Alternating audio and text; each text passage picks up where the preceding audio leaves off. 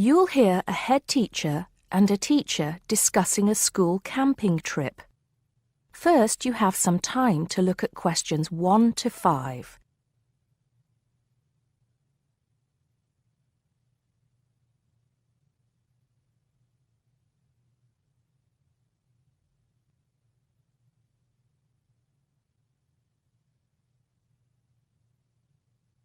Now we shall begin. You should answer the questions as you listen because you will not hear the recording a second time. Listen carefully and answer questions 1 to 5. Good morning, Mr. Thompson. Can I speak to you for a moment? Of course, Jamie. Come in. Have a seat. I've just finished looking through the reports for this term. It looks like the pupils are doing very well. Yes, I think they are. It's all going fine. So, Jamie, what's on your mind? Well, I've been thinking about next month's camping trip, the one for Year 10. Yes, we've got it scheduled for the 23rd to the 26th, if I'm not mistaken. Actually, I think it's the 24th to the 27th. Let's just check. Oh, right. Yes, you're right. So... Well, I've been thinking about how we might possibly make this year's event even better than last year's. Not that last year's wasn't great, but... Suggestions for improvement are always welcome, Jamie. So, what have you been thinking about? Well, to tell the truth, I wasn't completely happy with the camp we used last year. It was rather small, and I didn't feel that the grounds were particularly well kept. Go on. I did some searching, and I think I found the perfect spot. It's called Shepton Meadows, and... Is that the campsite in the Lake District? No, actually it's just outside Carlisle. It's a huge site, and it's on a lovely lake, Lake Brant, I believe it's called. Half the site is forested, and the rest, the actual camping area, is grassy. For kids that rarely get to see anything more than concrete, it's ideal. And the facilities are amazing. There's a basketball court, a large pool, and a football pitch. There are well-marked trails through the forest for hiking, and the lake is there for swimming and other water sports. I believe there's even a lifeguard service. That sounds like it might suit our purposes perfectly. Did you happen to find out about availability and cost? Yes, as a matter of fact, I did. I called them yesterday evening, and there are plenty of spots available. And because we're a non-profit organisation, they said they would give me a reduction in the price. If I remember correctly, we paid £5 a head last year. Yes, per night, right? Yes, each child paid £10 for the 2 nights. Well, at this campsite, it's only £4 per night. And they told me that if we had over 50 children, which we do, they could give us a further 10% off. That's very reasonable, isn't it? Well, from what you've told me, I think we should probably go ahead and book. Excellent. I'm sure the children will love it. I'm sure they will. Before you hear the rest of the conversation, you have some time to look at questions 6 to 10.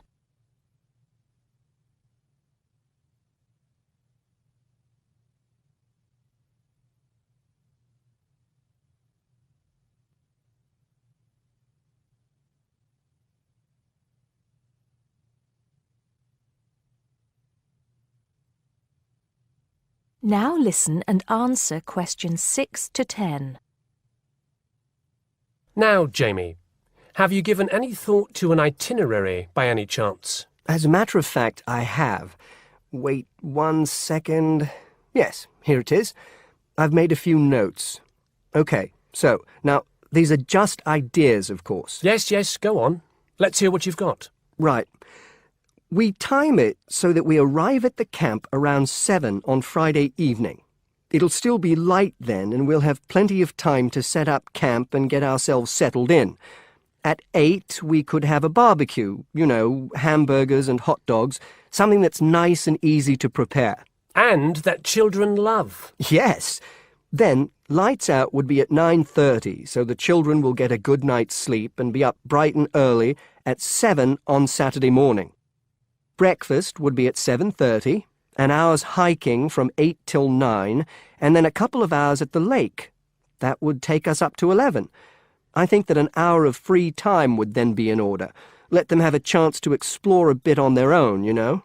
Yes, great idea. And then?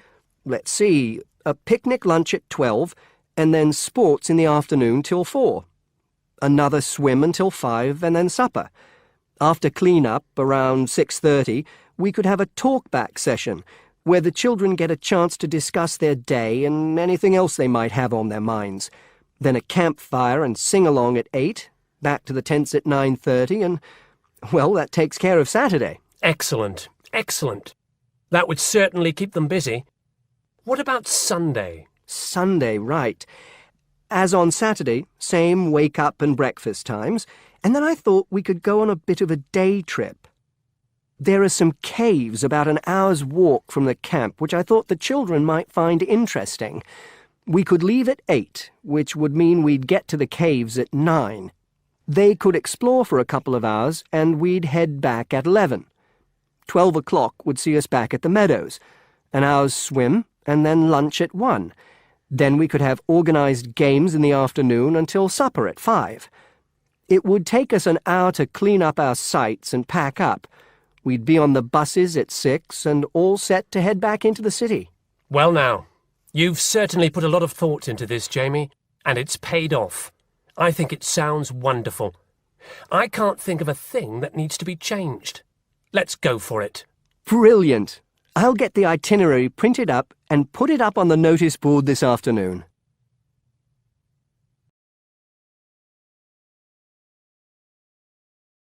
That is the end of part 1.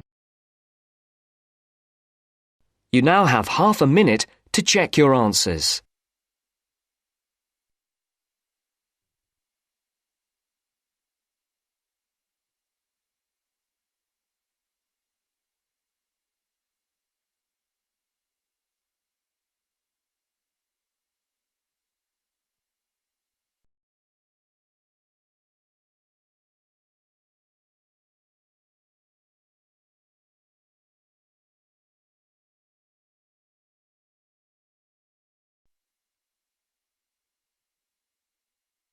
Now turns to part 2. Part 2.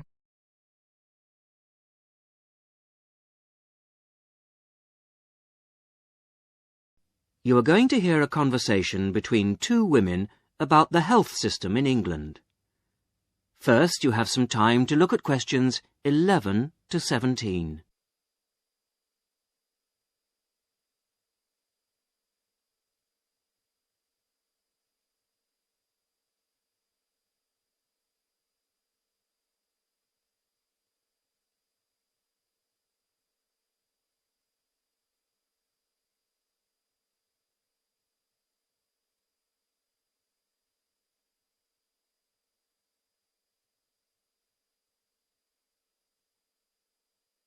Now listen to the first part of the conversation and answer questions 11 to 17.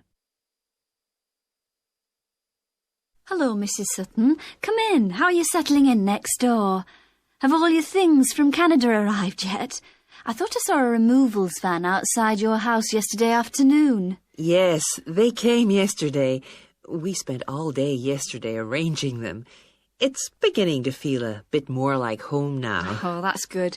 Look, come in and sit down. Are you all right? You look a bit worried. Well, I am a bit. I'm sorry to bother you so early, Mrs. Smith, but I wonder if you could help me. Could you tell me how I can get hold of a doctor? Our daughter, Anna, isn't very well this morning, and I may have to call somebody out. She keeps being sick, and I am beginning to get a bit worried. I just don't know how the health system works here in England. All I know is that it's very different from ours back in Canada. Well, I don't know really where to start. Let me think. Well, the first thing you have to do is find a family doctor. Mm-hmm. Sometimes we call them general practitioners as well. Right. And register with him or her. If you live here, you've got to be on a doctor's list. If you're not, things can be a bit difficult. Oh. Nobody will come out to you if you're not registered. Anyway, they work in things called practices. Uh-huh. Sort of small groups of family doctors all working together in the same buildings. Now, what you've got to do this morning is register with one of them. There are 2 practices near here, so we're quite well off for doctors in this part of Manchester. There's the jeremiah-int Health Centre, about 10 minutes walk away, and there's another practice in South Hay. That's about 5 minutes away, going towards the town centre. We're registered at the Dean End one, but they're both okay. There are about 6 doctors in our practice and 4 in the other, so ours is quite big in comparison, and the building and everything's a bit more modern. South A is a bit old-fashioned, but the doctors are okay. Their only problem is that they don't have a proper appointment system. Sometimes you have to wait for ages there to see someone.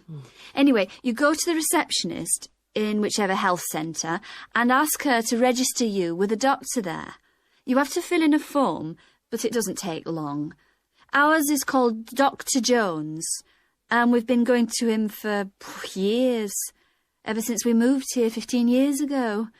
I wouldn't say he's brilliant, but I suppose he's all right, really. We're used to him now. They say he's very good with elderly people, but he does tend to get a bit impatient with children.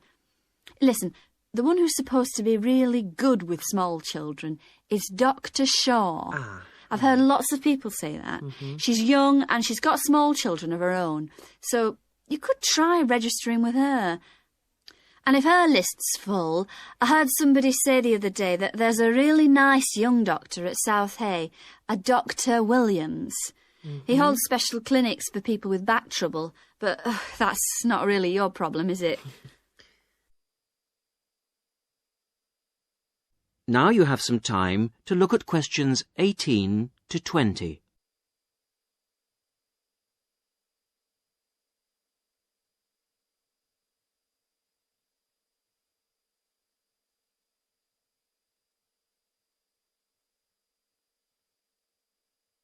Now listen to the rest of the conversation and answer questions 18 to 20.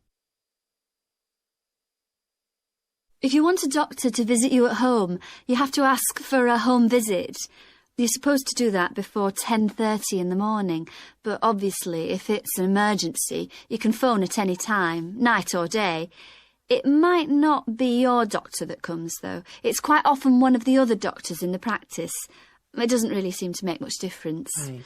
Otherwise, you make an appointment to see your doctor at the health centre. You usually get seen the same day. Not always, of course, but usually, as I say. They hold surgeries between 9 and 11:30 every weekday, and from 4 to 6:30 Monday to Thursday. Saturdays are only for emergencies. I see. When the doctor sees you, he gives you a prescription. He writes what medication you need on it, and you take it to a chemist shop. There's one opposite the centre. If it's for a child under 16, you don't have to pay, so if it's for Anna, there's no problem. The same thing goes if you're unemployed or retired, or if you're pregnant. Just as well, because it's not cheap. You pay the same price for each item the doctor has prescribed. At the moment, it's something like £5 per item. So you pay for the medication, but the consultation with the doctor doesn't cost you anything. It's completely free as long as you're a resident here. You're going to be here for 3 years, aren't you? So, well, there shouldn't be any question of you paying anything to see the doctor. So that's one less problem to worry about. Look, Mrs. Sutton, if you want, I'll sit with your daughter for half an hour if you want to go down to the health centre to register. It's no trouble, really, don't worry. Are you sure you wouldn't mind? That would really help me a lot. I'll ask them if they can send someone round later to see Anna. I think I'll try the Dean End Centre. Good idea. Don't worry about Anna. Right. I'll be back as soon as I can.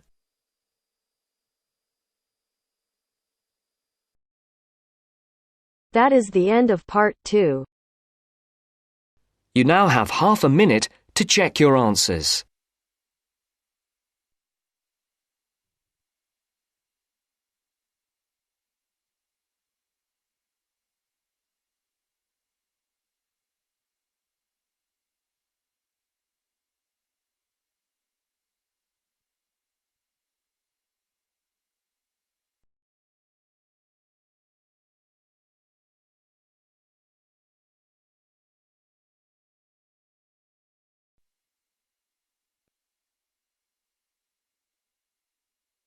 Now turns to Part 3. Part 3. You will hear a conversation between a tutor and two students, Amanda and Jake. First, you have some time to look at questions 21 to 25.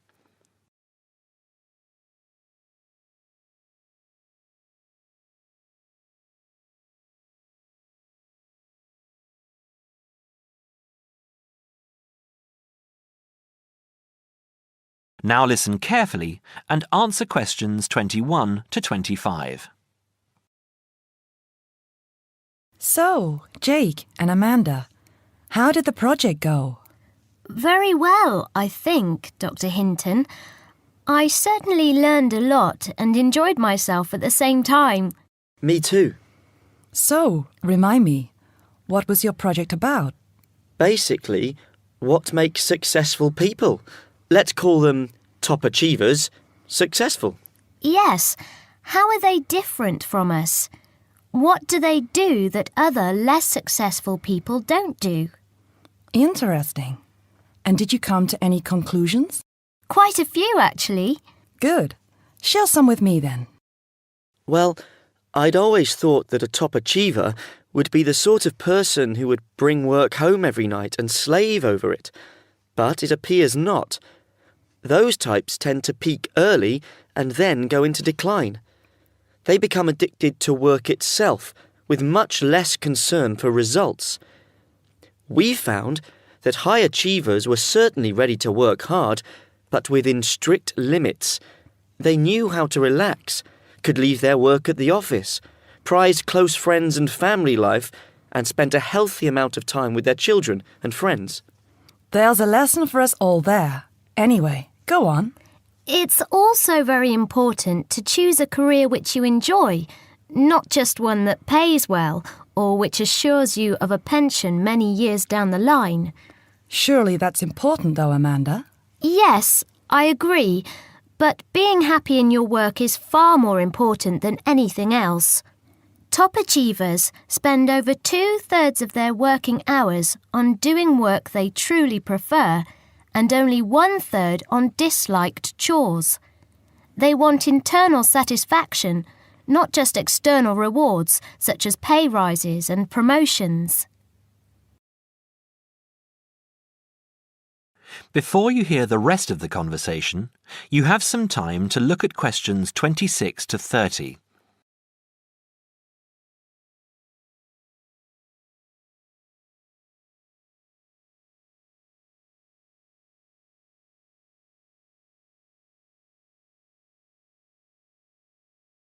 Now, listen and answer questions 26 to 30. Actually, in the end, they often have both, because they enjoy what they are doing, so their work is better and their rewards higher. Yes, Jake, that certainly makes sense. Now, can I ask you something? Do high achievers, as you call them, take many risks? Yes and no. I interviewed one business executive who told me he was able to take risks because he carefully considered how he could salvage the situation if it all went wrong. He imagined the worst that could happen, and if he could live with that, he went ahead. If not, he didn't take the chance. Other people prefer to stay in what I heard described as the comfort zone setting for security, even if it means settling for mediocrity and boredom too. Would you call top achievers perfectionists? Contrary to what I expected, no, I wouldn't.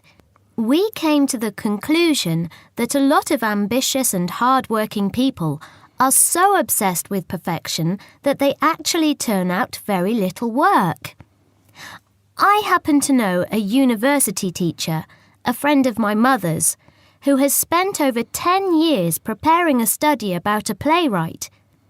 She is so worried that she has missed something, she still hasn't sent the manuscript to a publisher. Meanwhile, the playwright, who was at the height of his fame when the project began, has faded from public view. The woman's study, even if finally published, will interest few people. So, what has this got to do with top achievers? Well, Top achievers are almost always free of the compulsion to be perfect. They don't think of their mistakes as failures. Instead, they learn from them, so they can do better next time. Well, would you call them competitive? High performers focus more on bettering their own previous efforts than on beating competitors.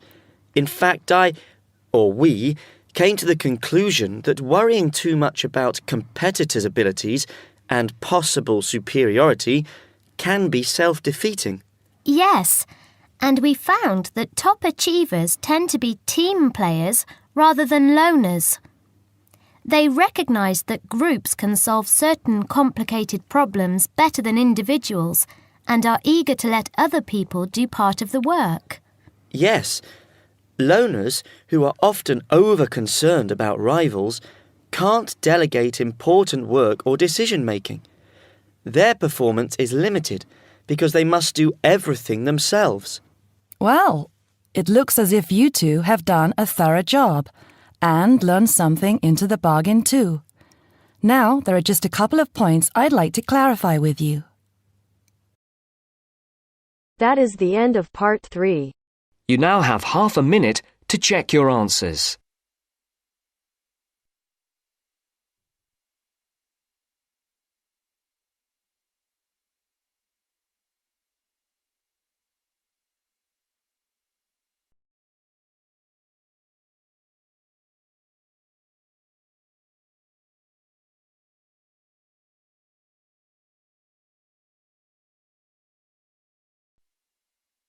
Now turns to part 4.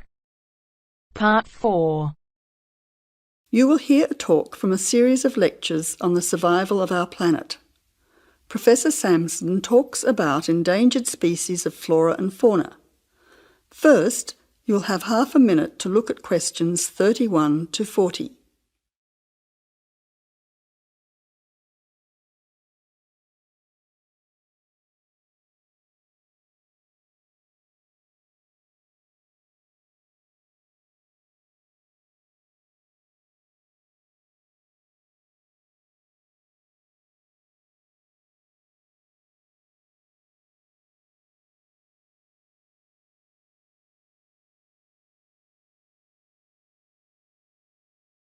Now listen carefully to the talk and answer questions 31 to 40. Good afternoon, ladies and gentlemen. Today's topic in this series of lectures on our planet is about ensuring the survival of our very important plant and animal species. In this lecture, I want to discuss one way that we can do this. No one will ever see a huge dinosaur thundering through the forest. No one will ever see a paradise parrot flash its rainbow colours across the sky. The fact is that many animals and plants have been wiped out.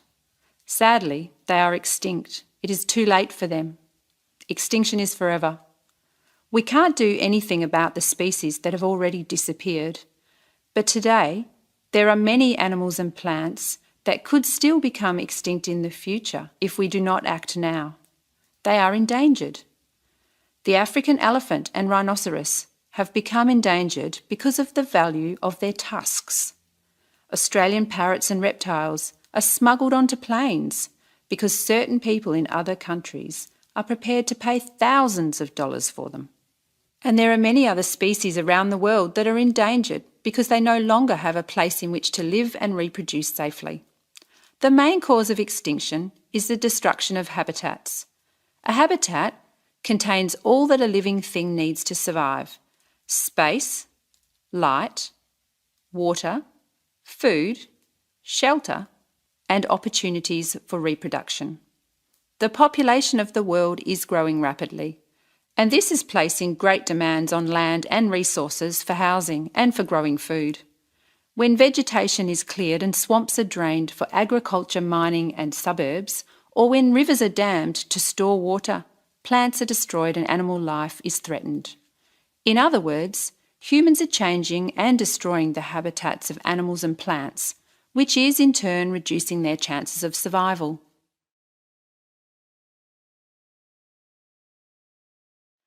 So how can we conserve habitats and help save endangered species?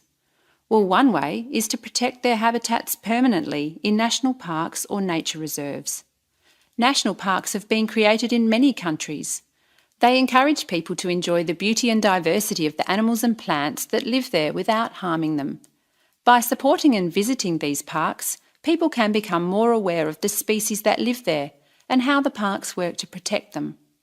It is very important that, when visiting a national park, we keep them safe for future generations of plants and animals by obeying a few rules. Firstly, follow the fire regulations. Don't throw cigarettes or build fires, except at certain times of the year in especially allocated areas and facilities. Secondly, remember to leave pets at home. Pets, such as cats or dogs, can hunt birds or other small animals. Some pets might even escape and become a serious threat. Thirdly, place all rubbish in a bin or take it home. Plastic bags or leftover food are dangerous to the animals and harm the environment. Don't pick the flowers or damage the plants. Flowers create the next generation of the plant. Also, for the same reason, birds' eggs must be left in their nests. The loss of species in the past is sad. However, there is hope for the future. Despite the demands of our increasing population, we can work to protect the plant and animal species we still have. So I would like to conclude by saying that I believe that, with strong public awareness and support of these national parks and reserves, the future of endangered species can be ensured.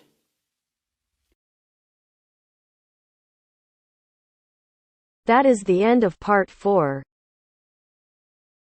You now have half a minute to check your answers.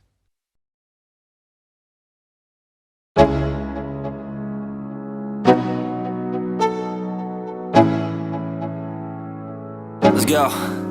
Yo, I'm like an addict, do I gotta have it. I ain't even playing, got a really bad habit. If it moves, gotta grab it, fuse like a magnet. Lose, won't have it till I'm doomed in a casket. I ain't playing, got a weird mind. If you work 8 hours